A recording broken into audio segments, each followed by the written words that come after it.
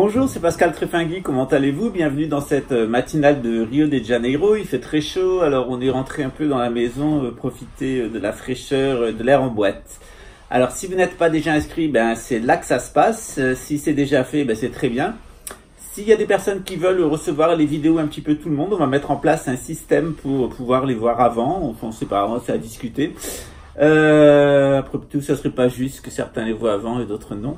Si vous aimez, ben vous likez. Et si vous dislikez, eh bien maintenant vous connaissez la chanson. C'est Confession avec le père François Régis. Qu'est-ce qui vous énerve? C'est Maurice.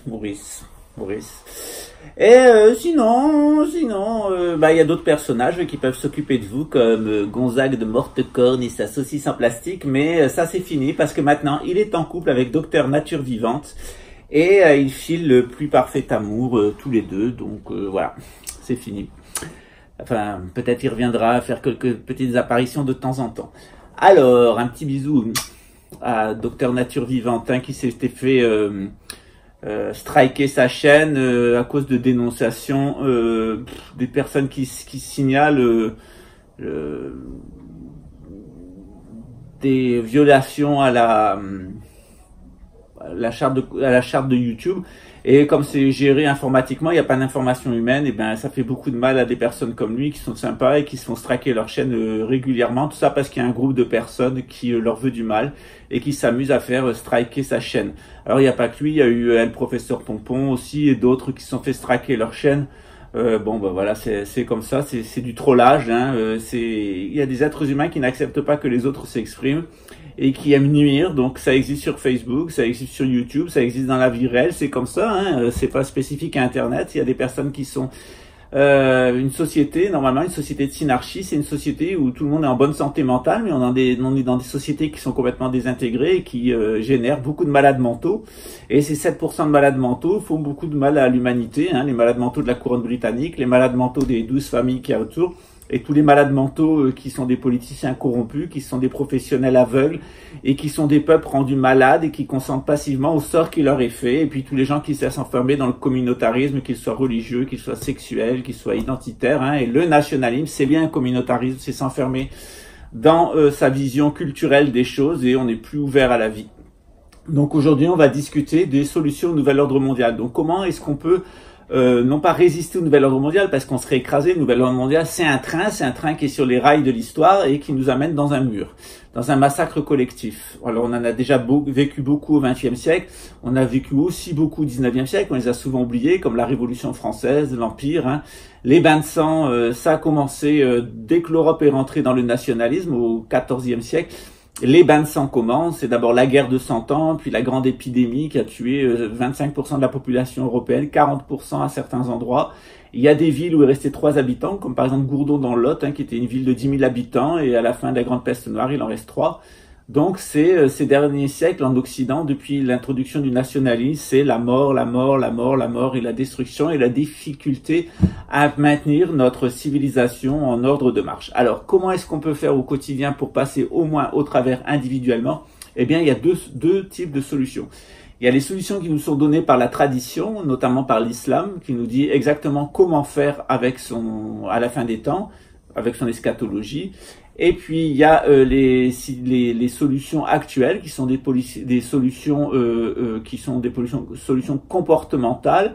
Et puis ce sont pour lutter contre par exemple la pollution policière, l'emprise de la télévision, de la psychotronie, l'alimentation des multinationales, tout ça on peut tout à fait lutter contre ce genre de choses. C'est très facile, ça demande de la discipline et sachez une chose, on est plus fort parce qu'on est plus. Et ils sont plus forts parce qu'ils ont un plan et qu'ils sont déterminés et qu'ils nous aveuglent. Nous sommes aveuglés, mais nous sommes beaucoup plus et nous n'avons pas de plan. Donc, il est grand temps de nous réveiller. Allô? Ah, Miss Tigri, qu'est-ce que t'en penses? Alors les moyens que nous avons actuellement de lutter contre le nouvel ordre mondial, ce sont avant tout des moyens économiques et des moyens comportementaux. Moyens économiques, c'est-à-dire il faut arrêter de les enrichir. Donc plus vous pouvez quitter le fait d'être salarié pour être autonome, hein, pour être des gens totalement autonomes, des micro-entrepreneurs, etc. Je sais qu'on gagne moins d'argent, je sais qu'il y a plus de risques, moins de sécurité, mais dans les années à venir, ceux qui s'en sortiront le mieux, ce seront les micro-entrepreneurs, en particulier ceux qui sont à la campagne, donc retourner vers le modèle synarchique. Le modèle synarchique, c'est qu'il y a des maîtres de métier avec des compagnons et des apprentis. Donc, dans tous les modèles, faites cela. S'il y a des personnes qui sentent des vocations pour retourner dans la religion, étudiez avec des maîtres spirituels, faites vos propres groupes spirituels, retournez vers les religions officielles, réinvestissez-les, notamment la vie monastique. Il y a beaucoup de monastères qui sont à l'abandon, donc s'il y a des gens qui sont célibataires, des gens qui se sentent pas bien dans la vie, sachez que l'Église catholique, elle a encore tout un réseau de monastères. C'est aussi dans le bouddhisme, hein, il y a toutes sortes de monastères bouddhistes. Il y a des monastères orthodoxes. Vous pouvez, si vous sentez une vocation, retourner vers la religion. Dans les années à venir, les gens qui vivront en communauté monastique seront les gens les plus protégés, donc réinvestissez la vie monastique. D'autre part, au niveau une autre façon de raisonner aussi, c'est de bien comprendre le droit, parce qu'il y a une volonté de détruire notre état de droit, de nous priver de nos libertés individuelles. Les textes actuels sont de plus en plus offensants pour la tradition française, donc de connaître le droit aussi, c'est une bonne technique. Vous pouvez aussi vous habituer au maniement militaire, c'est-à-dire être en bonne forme physique, comprendre le maniement des armes, etc. C'est-à-dire vous préparer à faire partie de la noblesse dans une synarchie. Alors, surtout, ne faites pas des groupes terroristes, n'allez pas pour des affrontements, etc. Ça sert strictement à rien. Restez dans la légalité, mais sachez qu'on va passer par un moment difficile où vous aurez certainement à défendre votre propre vie. Ce que je demande aux gens qui sont généralement autour de moi, c'est de s'intéresser au bricolage et s'intéresser au potager, c'est-à-dire à réapprenez à cultiver des légumes, à réparer les choses vous-même, à bricoler dans votre maison, ne déléguez pas, apprenez à faire de la maçonnerie, apprenez à faire de l'électricité, devenez bricolo au maximum dans les années à venir, c'est ce qui vous aidera le plus.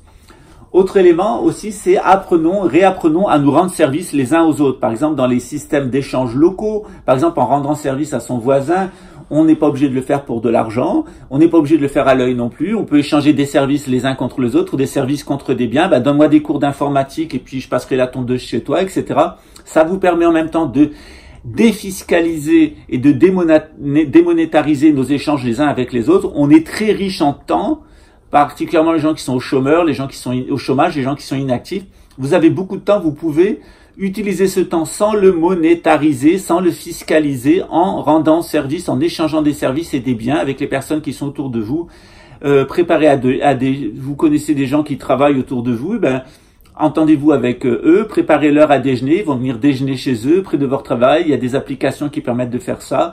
Les gens qui ont des voitures, utilisez du covoiturage, louez votre voiture avec des trucs comme Blablacar par exemple, où on peut prendre des gens dans sa voiture. Il y a aussi d'autres applications dont j'ai oublié le nom où on peut louer des voitures. Donc ça, faites le maximum d'éco-partage.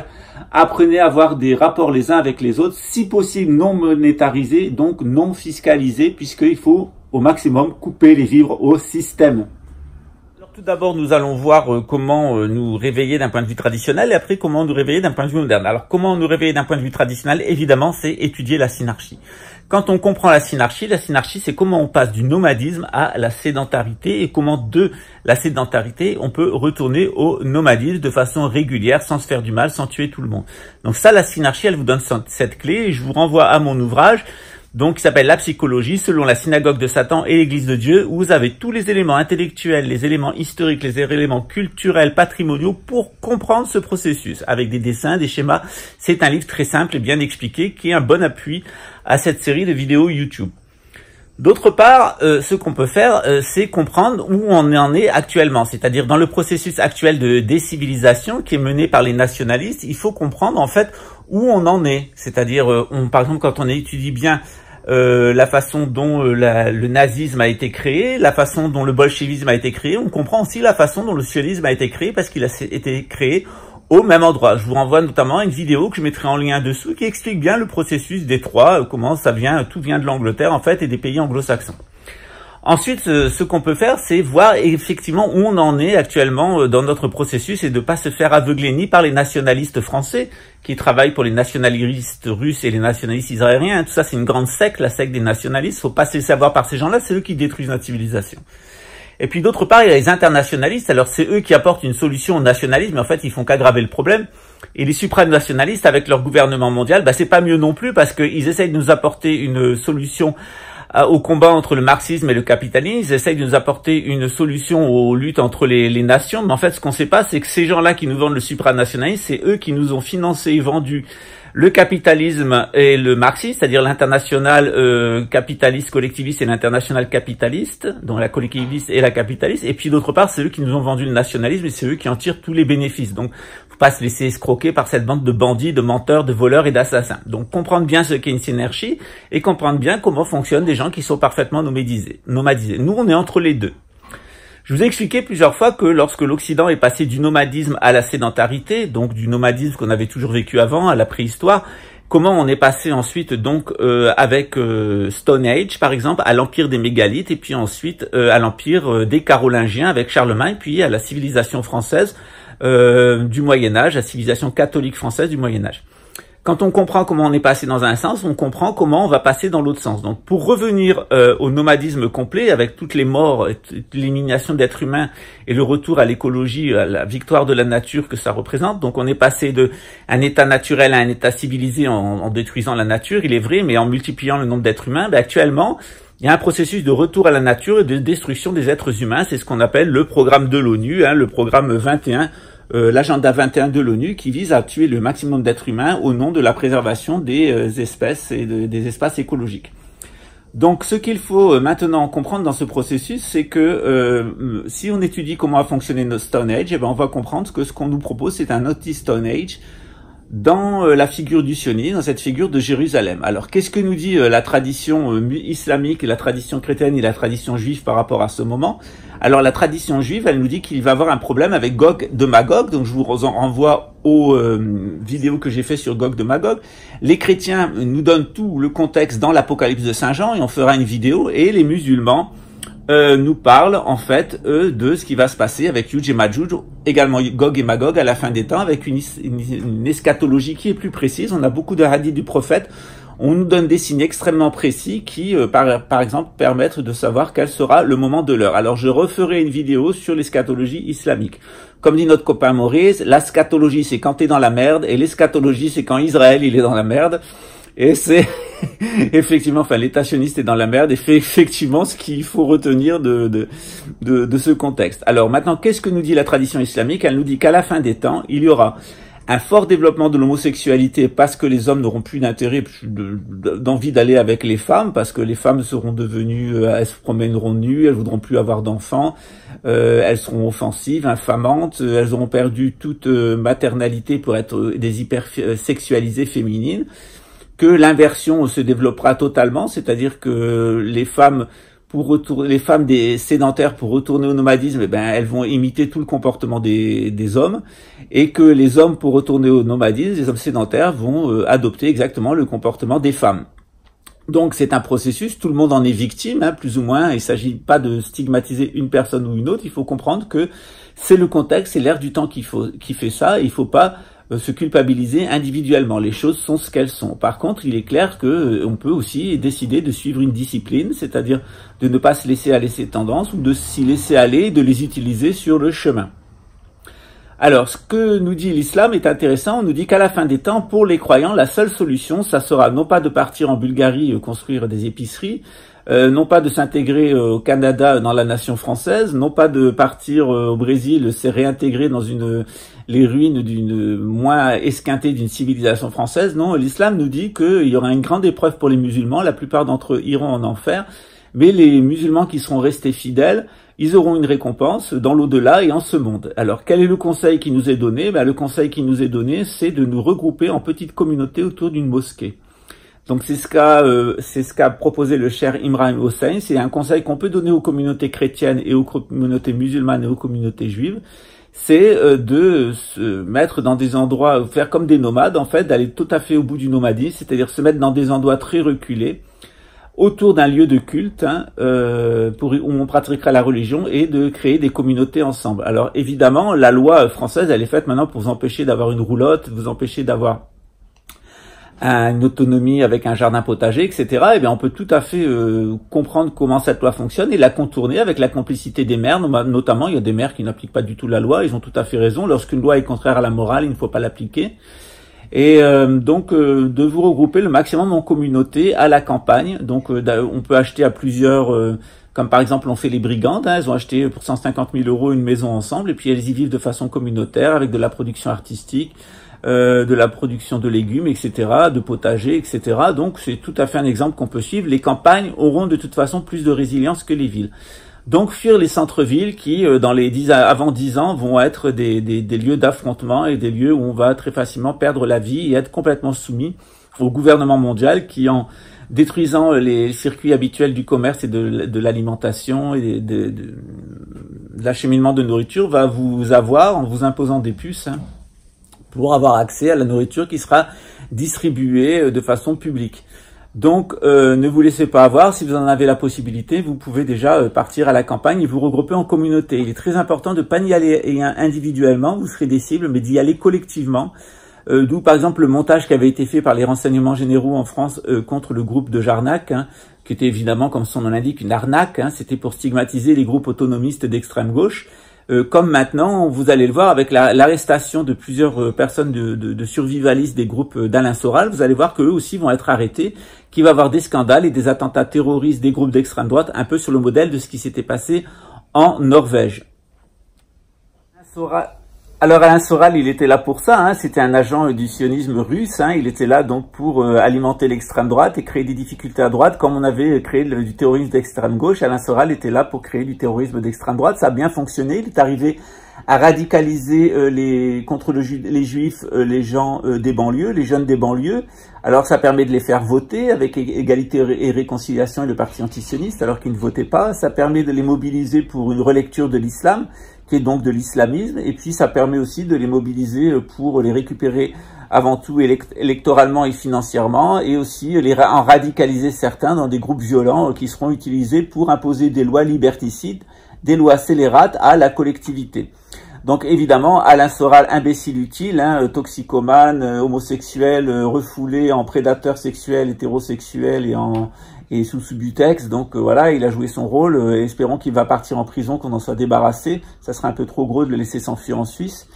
Et puis j'ai vu qu'en Suisse, il y avait eu des arrestations, hein, des gens autour de Soral, qu'on a découvert des drapeaux nazis, des gens qui avaient des armes lourdes, etc. Alors est-ce que c'est vrai, est-ce que c'est pas vrai? Vous savez, le système, il intoxique beaucoup, mais c'est pas du tout improbable. C'est tout à fait possible que on trouve ce genre de Ouistiti Coco autour d'Alain Soral, puisque quand j'étais à la fac, j'ai eu tout le loisir pour observer les groupes d'extrême droite et d'extrême droite, et ils portent les mêmes vêtements, ils ont les mêmes pratiques, c'est exactement le même genre d'excité, c'est ce qu'on appelle la peste brun-rouge, qui est opposée d'ailleurs à la peste bleue, c'est-à-dire celle des libéraux et des sionistes.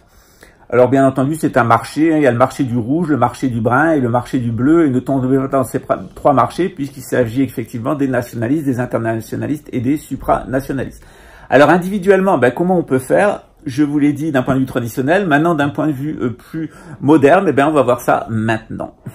Alors, couper les vivres au système, ça veut dire aussi cesser de faire marcher les grandes multinationales, arrêter d'aller dans les supermarchés, aller faire des éco-paniers, aller chez des paysans du coin au maximum.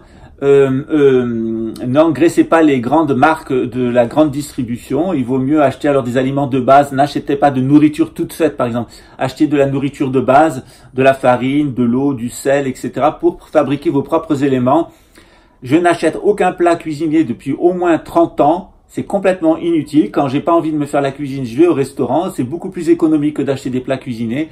Vous verrez que vous passerez pas tellement beaucoup de temps chaque jour. Il faut absolument sortir de cette flemme. Et la meilleure façon de sortir de la flemme, c'est de se déconnecter de la télévision.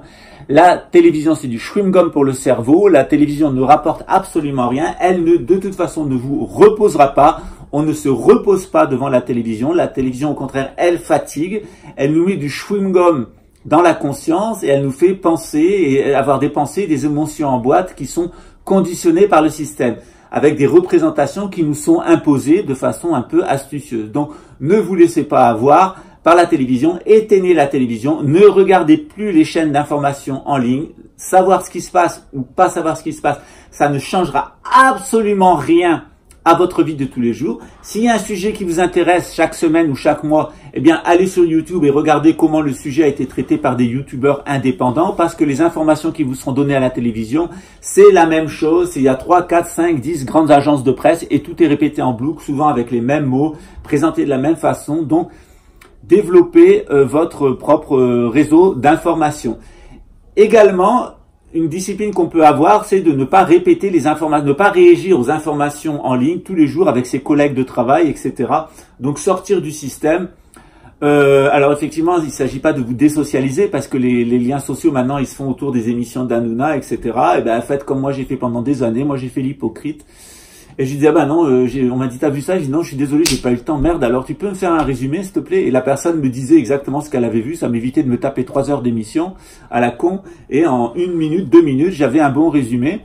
Quand j'étais petit, mes parents, ils me laissaient pas voir la télévision. Et pourtant, j'ai en mémoire tous les programmes de télévision qui existaient quand j'étais petit. Je les ai jamais vus, la plupart d'entre eux. Mais mes copains me l'avaient raconté. Je me suis inventé ma propre idée sur les 4 amis, sur Casimir, et ça. C'est des trucs que j'avais... Cosmos 99, j'avais jamais vu, c'était mes copains qui eux passaient leur temps devant la télé et alors qu'ils avaient perdu 3 heures devant la télé, ils pouvaient me le raconter en 5 minutes, donc moi je gagnais du temps, après je pouvais rebroder mes propres histoires et c'est comme ça que j'ai pu développer du temps pour faire d'autres choses, notamment lire l'encyclopédie. Moi, ma distraction de l'enfance, ça a été l'encyclopédie Tout l'univers, après les Aqua Junior, après l'encyclopédie Universalis, c'est comme ça que je suis arrivé à me cultiver. À l'époque, il n'y avait pas Internet, il n'y avait pas le Minitel, les bibliothèques, elles étaient pas, j'étais à la campagne, la bibliothèque c'était assez pauvre, ce qu'il y avait dans ma bibliothèque d'école ou dans ma bibliothèque des villages, surtout des romans, 99,9% c'était des romans. Donc moi, ce qui m'a sorti les doigts où on met la cuillère, c'est, j'ai décidé de rester poli. C'est justement de lire l'encyclopédie. Lisez l'encyclopédie, hein, c'est super, moi j'aime bien lire, ou le dictionnaire, c'est intéressant de lire le dictionnaire, plutôt que de dire des bêtises, on prend le dictionnaire, on regarde, et puis après on se fait son propre avis. Il y a cette vidéo sur YouTube, de toute façon, dans tous les domaines pour se faire une opinion. On gagne vraiment du temps avec Wikipédia, par exemple, Wikipédia, même si c'est orienté, vous fait gagner du temps. Alors, ceci fait, on ne finance plus le système, on ne se laisse plus intoxiquer et puis surtout retrouver des liens avec la nature et avec notre famille. Dites à vos enfants que vous les aimez. Dites à votre conjoint que vous les aimez. N'ayez pas du sexe névrotique, ayez du sexe orgasmique. Prenez le temps de redécouvrir dans la sensualité votre partenaire. Moi, j'ai de la chance parce que avec Adriano, on est vraiment... presque jamais ensemble, donc du coup on n'a pas de routine au niveau sexuel, donc ça permet aussi notre couple, donc on peut, c'est quelque chose qu'on peut avoir aussi au quotidien, ne pas tomber dans la routine. Il vaut mieux laisser de l'éloignement pendant un certain temps, puis après partir 2 jours ensemble. Il y a des moments, c'est bien aussi de laisser les enfants, de partir en couple. Il y a plein de méthodes de psychologie qui existent, qui vont vous aider à mieux gérer votre couple. Et ne vous laissez pas enfermer dans la routine, une routine qui serait bercée toute la journée par les chaînes d'information en ligne et le soir par le programme de télévision. Donc, jetez votre télévision aux orties, c'est une prison. Une prison, en plus, c'est ce qu'on appelle la camisole, c'est ce qu'on appelle en prison la camisole cathodique. C'est-à-dire, c'est vraiment une camisole. Il y a la camisole de médicaments et puis il y a la camisole cathodique. C'est la camisole par la télévision qui vous enferme en fait dans une bulle qui vous déconnecte de la réalité et des autres personnes. La télévision apprend très peu, c'est du chewing-gum. Voilà, il y a bien d'autres méthodes. J'essaye aussi de vous partager mon expérience de la psychotronie, c'est-à-dire l'expérience du harcèlement policier, parce on y est déjà tous. Mais moi, j'ai vécu ça de façon extrême. Et ce que prépare le nouvel ordre mondial, pour nous tous, c'est ce que moi j'ai vécu en tant qu'individu, avec des policiers complètement schizophrènes, psychopathes, qui nous prennent pour des personnages de jeux vidéo, qui sont complètement au service de banquiers sadiques et vicieux, et qui deviennent eux-mêmes sadiques, vicieux et pervers. Donc, ce que moi j'ai traversé en tant qu'individu, on va tous le traverser collectivement. Souvent, c'est un petit peu le cas. Hein, on est un peu les homosexuels en particulier, on est toujours un peu les canaris de mine ou de sous-marins. C'est nous qui prenons avant tout le monde. Les juifs, c'est pareil. Donc, on sait à peu près, avec ce qui nous est imposé, on sent éventuellement ce qui va s'appliquer à toute la société. Donc on va passer par des moments très difficiles, hein. Ces moments que j'ai vécu, moi avec ces 4 ans de prison, ça correspond aux 4 ans aux 3 ans et demi du nouvel ordre mondial.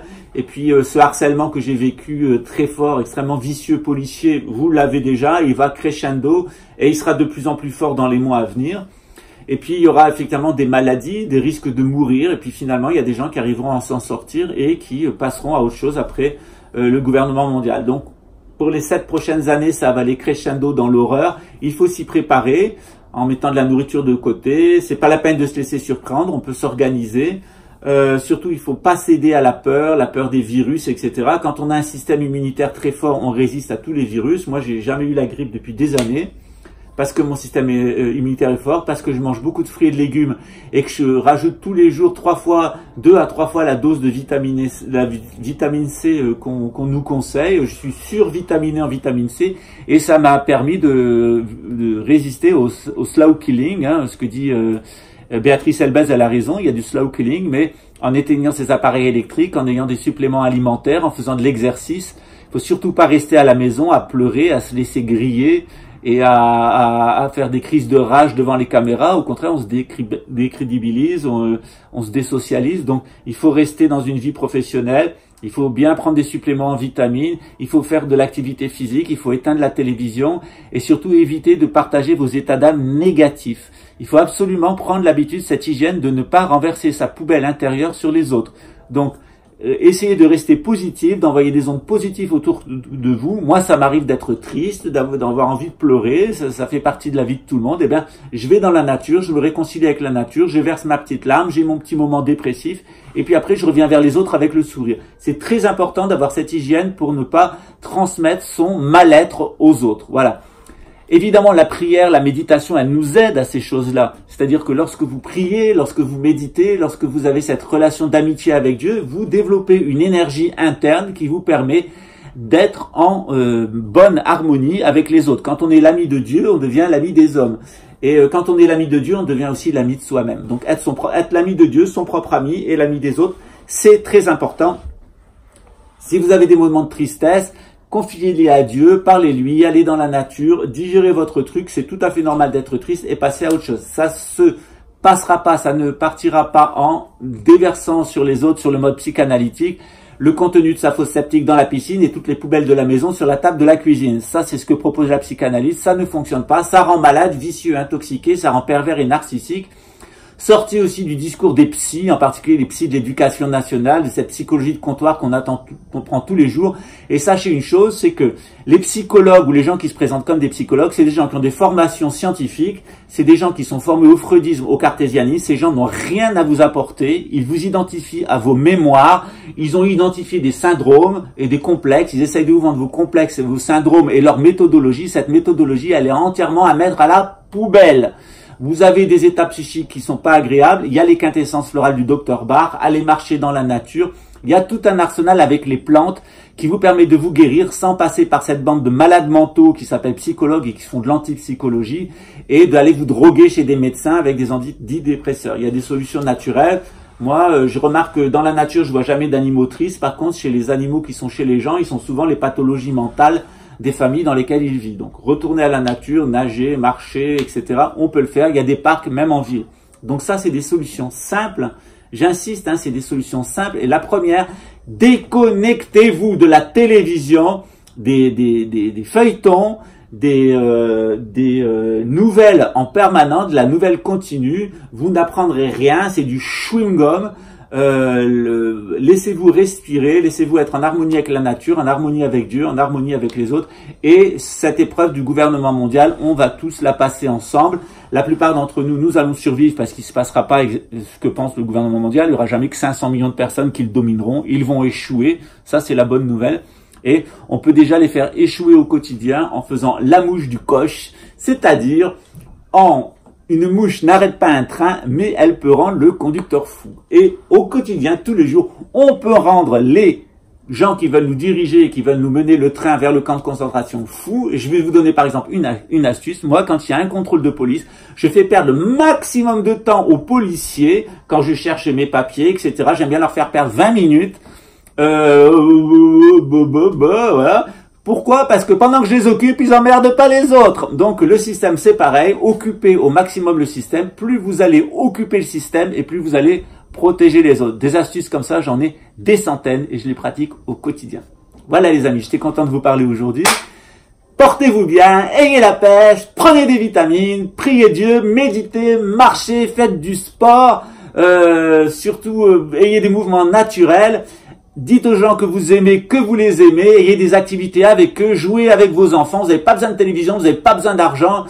Cuisiner ensemble en famille, nettoyer la maison, c'est un jeu, se faire à manger, c'est un jeu, recevoir des amis, c'est un jeu, sortons de l'ego, redevenons des enfants, pas des adolescents immatures, mais des enfants, retrouvons cet enfant intérieur, cet enfant de petit oiseau qui vient de chanter, qui est en nous, et surtout, ne sombrons pas dans la dépression, ne méditons pas sur les pensées sombres, des wicked intentions to destroy the human race. Tous ces malades mentaux autour de la couronne britannique qui sont des gens malsains, pervers, vicieux, et les gens qui travaillent pour eux sont des zombies. Donc, quittons cet état et retrouvons our power of life, le pouvoir de notre vie, le pouvoir que nous avons en nous-mêmes, et ce pouvoir de vivre, d'être heureux et d'avoir des relations harmoniques, des relations synarchiques les uns avec les autres. C'était Pascal Trefingui pour la matinale de Rio de Janeiro, depuis Rio de Janeiro, à Rio de Janeiro, et on se retrouve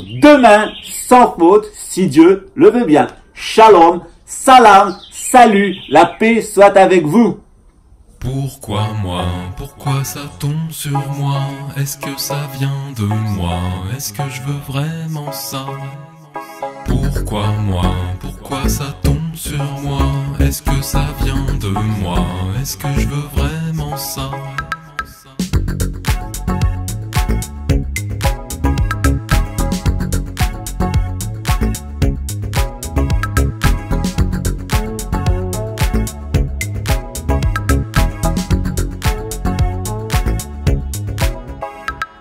Qui fait de toi cette triste marionnette? Qui cherche l'amour aux quatre coins de la planète? Qui voile en toi la confiance et le bien-être? Qui a peur que tu crois à ce que tu pourrais être? Pourquoi moi? Pourquoi ça tombe sur moi? Est-ce que ça vient de moi? Est-ce que je veux vraiment ça? Pourquoi moi? Pourquoi ça tombe sur moi? Est-ce que ça vient de moi? Est-ce que je veux vraiment ça?